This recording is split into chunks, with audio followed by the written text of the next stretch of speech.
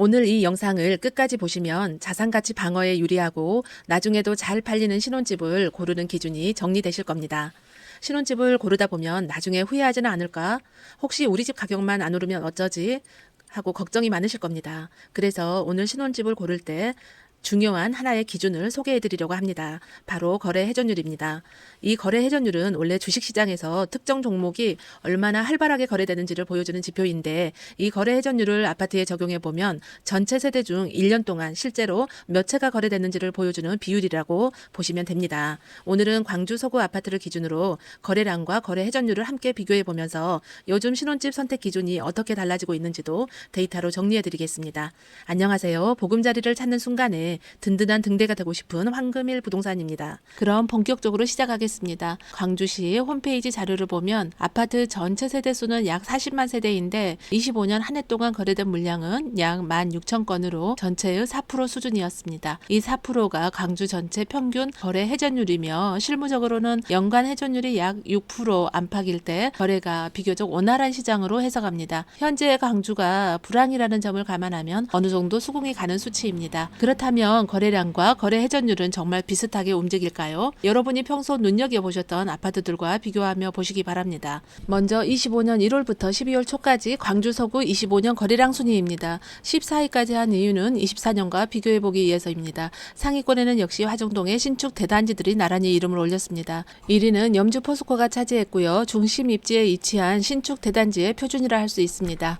이 힐스 3단지는 단 한 건 차이로 선두를 다투고 있는데 9년 차인 힐스가 세대수가 조금 더 많다는 점을 감안하더라도 이렇게 꾸준한 거래량을 유지하는 것은 초품화와 학군의 이력을 다시 한번 보여주는 대목입니다. 3위는 입주를 앞둔 마르기파크 분양권으로 100건이 넘는 거래량을 기록하며 거의 매달 활발한 거래가 이어졌습니다. 참고로 상생자는 신혼부부가 접근하기에는 고가라 순위 설명에서는 제외하고 자료로만 참고하시면 되겠습니다. 올해 입주에서 거래량이 많았습니다. 상위 3위까지는 100건 이상으로 4위 대주 74건과 격차가 꽤 커 보입니다. 4위부터 14위까지는 거래 건수가 50에서 70건대로 고르게 나타났는데 눈에 띄는 점은 금호동 아파트가 6개나 포함되어 있다는 것입니다. 금호동의 탄탄한 거주 선호도를 다시 한번 확인할 수 있는 대목이죠. 지역별로 보면 화정동 대단지들이 상위권을 휩쓸었고 금호동 이파크, 대주 정원, 중흥, 대광, 아들리움을 포함해 6곳, 풍암동 우미, 호반 중흥 2곳, 그리고 쌍천동 빛고울파크, 유천동 버들주공 2단지, 치평동 금호대우, 내방동 주공 하정 센트럴이 각각 한 곳씩 차지했습니다. 단지 개수뿐 아니라 세대수로 봐도 화정동과 금호동이 광주 서구 수요의 중심이라는 사실이 숫자로 확인됩니다. 다음은 24년 거래량 순위로 1월 1일부터 12월 31일까지입니다. 1위는 화정힐스 3단지로 25년과 비교해도 큰 차이가 없을 만큼 꾸준한 거래량을 보였습니다. 2위 마륵 이파크는 당시 분양권 상태지만 이따 거래 회전율에서 보시면 의미 있는 순위라서 포함했습니다.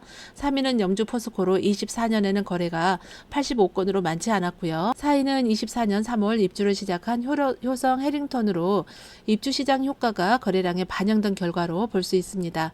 5위부터 15위까지는 거래 건수가 40에서 70건대에 분포하며 특정 단지로 쏠림 없이 고르게 거래되는 흐름을 보였습니다. 지역별로 보면 금호동이 이파크, 종원, 대주, 중흥 4개 단지로 가장 많았고 하정동, 힐스, 염주 포스코, 풍암동, 우미, 호반, 중흥, 치평동, 금호대우, 라인동산이 각각 2개씩 포함됐습니다. 그에 유천동, 버들주공 2단지, 내방동, 하정센트럴, 쌍촌동, 빛고울파크, 농성동, SK뷰는 각각 1개 단지씩 순위에 이름을 올렸습니다.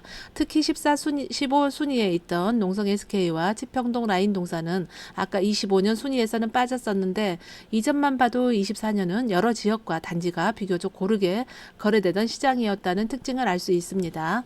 이제 본격적으로 분석에 들어가 보겠습니다. 거래량이 많았던 단지들이 과연 세대수 대비로도 봤을 때 정말 활발했을까? 이 부분이 가장 궁금해지실 텐데요. 그래서 단순한 거래 건수 대신 세대수 대비 얼마나 빠르게 거래가 소화됐는지를 보여주는 거래 회전율을 기준으로 25년과 24년을 비교 분석해 봤습니다. 25년부터 보겠습니다. 지금 보시는 표는 왼쪽이 거래 회전율 순위, 가운데가 회전율과 거래 건수, 오른쪽이 거래량 순위입니다. 거래 건수는 많지 않아도 세대수 대비로는 실제로 활발했던 알짜 단지들이 드러나는 구조입니다. 우선 회전율 11위부터 14위까지를 묶어보겠습니다. 금호동, 중흥, 종원, 내방주공, 치평동 금호대우로 모두 1000세대 이상 대단지 구축이지만 회전율은 3.7에서 4.1로 강주 평균 수준을 안정적으로 유지하고 있습니다. 전세가율이 70에서 80%대로 높아 실거주 수요가 꾸준한 단지들이고 세대수가 많다 보니 거래량은 적지 않지만 회전율은 상대적으로 낮게 나타나는 구조입니다. 특히 금호동 중흥은 전세가율이 80%대의 초품화 학군 수요가 탄탄한 단지입니다.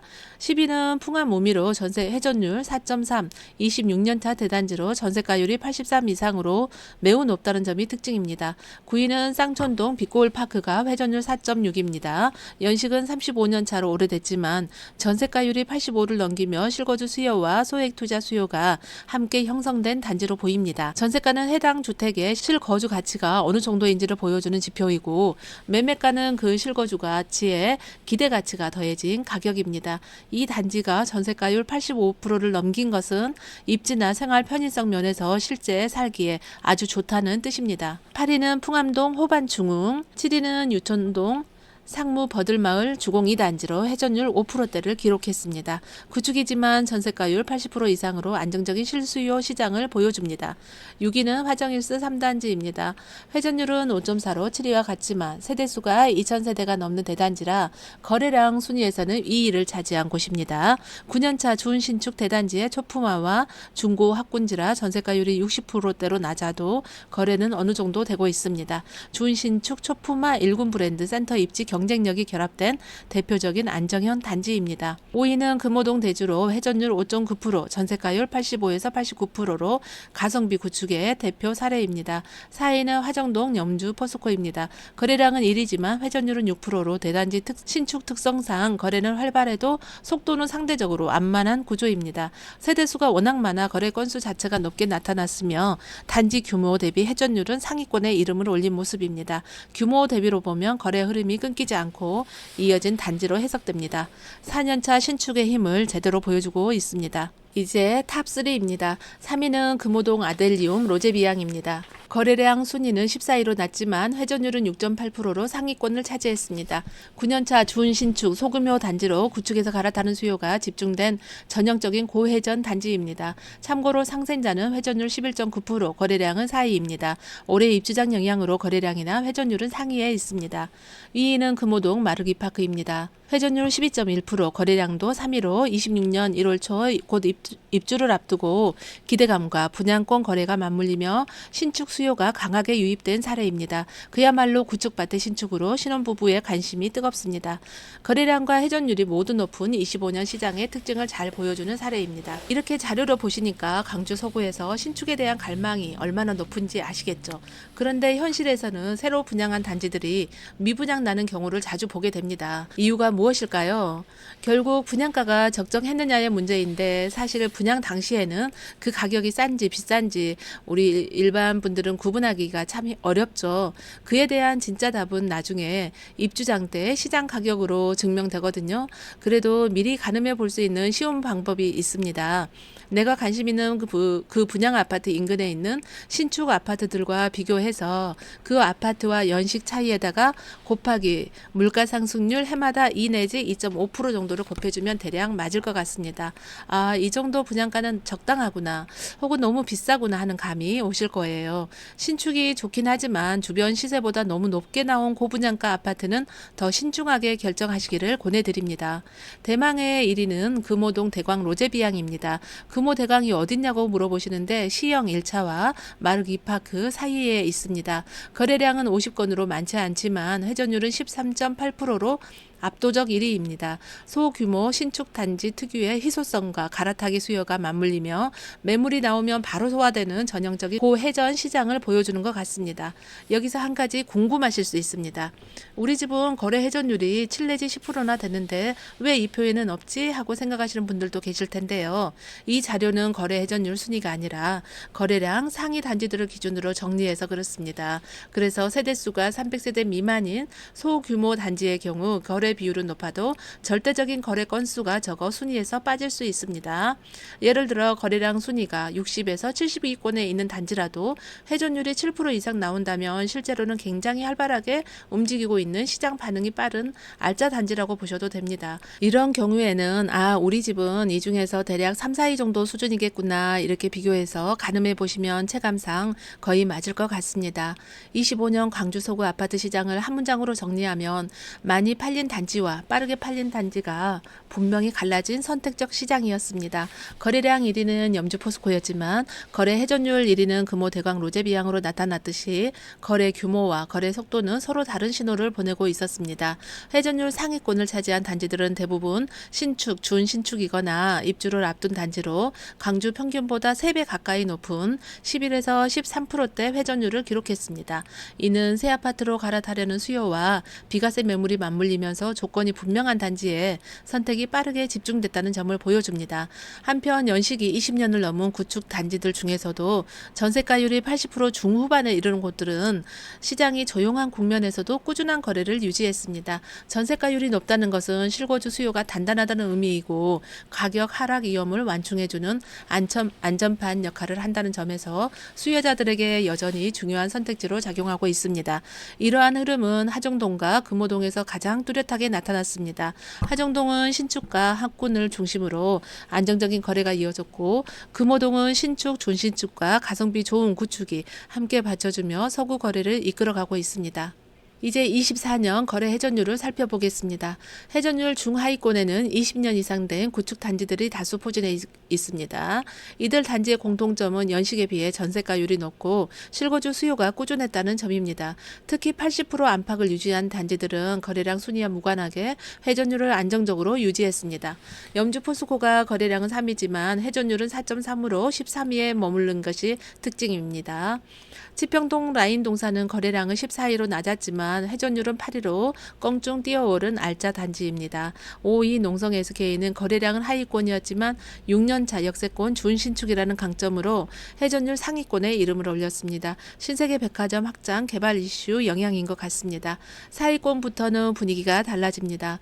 힐스 3단지처럼 8년차 초품화 대단지로 신혼부부들의 영순위 후보지답게 거래량에서는 113건으로 전체 1위를 차지하며 시장의 대장주 역할을 톡톡히 했습니다. 금호 아델리움 로제비앙과 금호 대광 로제비앙처럼 갈아타기 수요가 가능한 신축, 준신축 단지들이 상위권에 2, 3위로 올랐습니다. 특히 1위 마르 이파크는 분양권 상태에도 불구하고 가장 높은 회전율을 기록했는데 이는 24년 하반기부터 이미 신축 전환 기대감이 시장을 움직이기 시작했다는 신호로 볼 수 있습니다.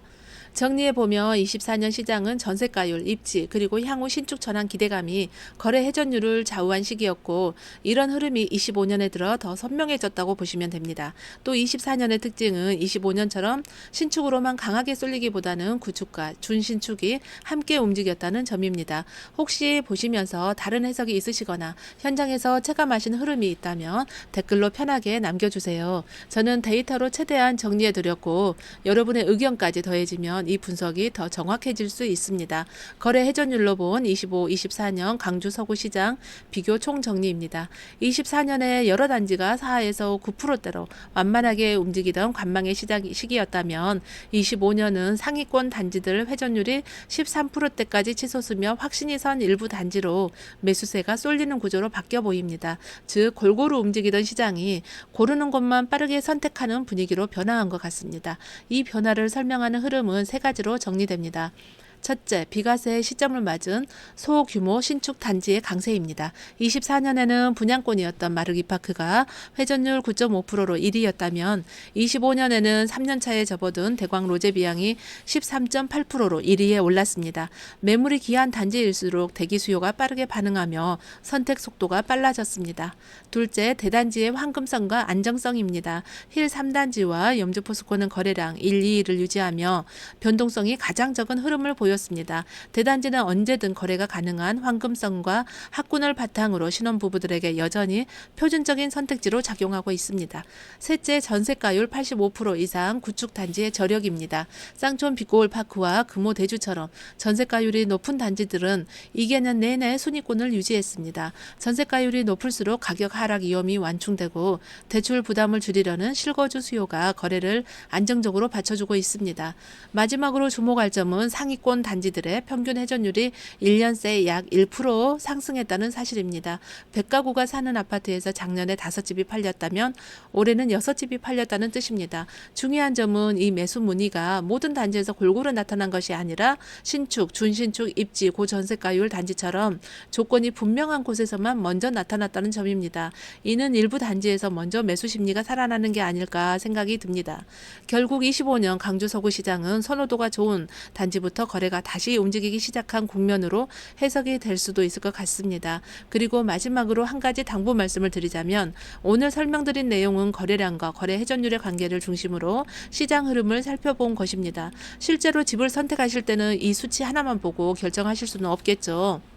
제일 중요한 예산, 부모님과의 거리, 아이들 학교, 직장과의 동선, 그리고 생활권이나 교통 여건까지 여러 요소를 함께 놓고 종합적으로 판단하셔야 될 겁니다. 그래서 오늘 자료는 요즘 시장에서 흐름이 어떻게 움직이고 있는지를 가늠해보는 참고 자료 정도로 받아들이시면 좋겠습니다.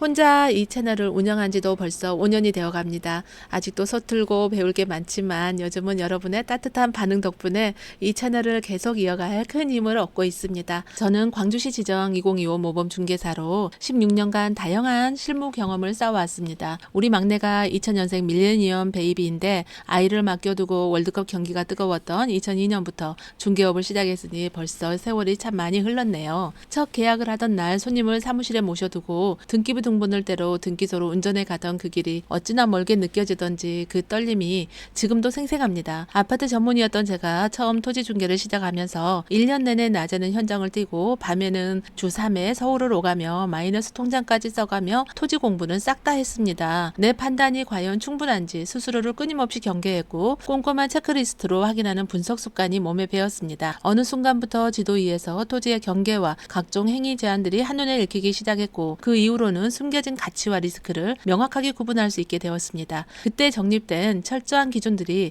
이제 시장을 꿰뚫어보는 깊은 안목이 되었고 지금은 첫 집을 고르는 신혼부부들의 고민을 조금이라도 덜어드리고 싶은 방향으로 이어지고 있습니다. 제가 밤잠 설쳐가며 자료를 분석하고 이 채널을 운영하는 이유이기도 합니다. 아직 작은 채널이니까 구독을 눌러두시면 필요할 때 다시 찾아보시기 편하실 거예요. 더 자세한 상담이 필요하시면 영상이 상담 번호로 편하게 연락 주시고 그동안 쌓아온 실제 고객님들의 네이버 리뷰와 카톡 채팅 링크도 설명란과 고정 댓글에 남겨두었습니다. 어느 날 한 분이 댓글로 후기를 남겨주셨는데 밤늦게 퇴근해 그 글을 보다가 마음이 조금 울컥해졌습니다. 그 손님과는 3월에 처음 만나 10월에 계약까지 무려 7개월 동안 집을 함께 찾았고 계절이 3번이나 바뀌었습니다. 점점 더 먼 지역까지 집을 보러 다니다 보니 제 수익이나 기회비용을 포기해야 하는 순간들도 많아 고민도 깊었습니다. 그래도 언제나 밝게 전해주시는 목소리에 감동했고 마지막에는 힘들게 한 계약이 한번 파기되는 어려움도 있었지만 한정된 예산과 급한 이사 일정 안에서 극적으로 만족스러운 계약을 할 수 있었습니다. 심리학자 메슬로는 인간의 가장 기본적인 욕구로 안전을 이야기했습니다. 그 안전은 결국 편히 쉴 수 있는 내 집에서 시작된다고 생각합니다. 상황에 따라 신혼집을 전세나 월세를 선택할 수도 있습니다. 하지만 자금 여력이 허락한다면 가격 부담이 덜한 지금 같은 시기에는 내 집 마련을 진지하게 고민해 보시길 권합니다. 인구 감소니 뭐니 말이 많지만 가격이 오르든 내리든 내 집 한 채는 단순한 집 그 이상의 안정과 미래를 설계하는 든든한 기준이 되어주기 때문입니다. 오늘 분석해드린 데이터들이 여러분의 소중한 선택에 작지만 분명한 이정표가 되기를 바랍니다. 끝까지 시청해 주셔서 감사합니다.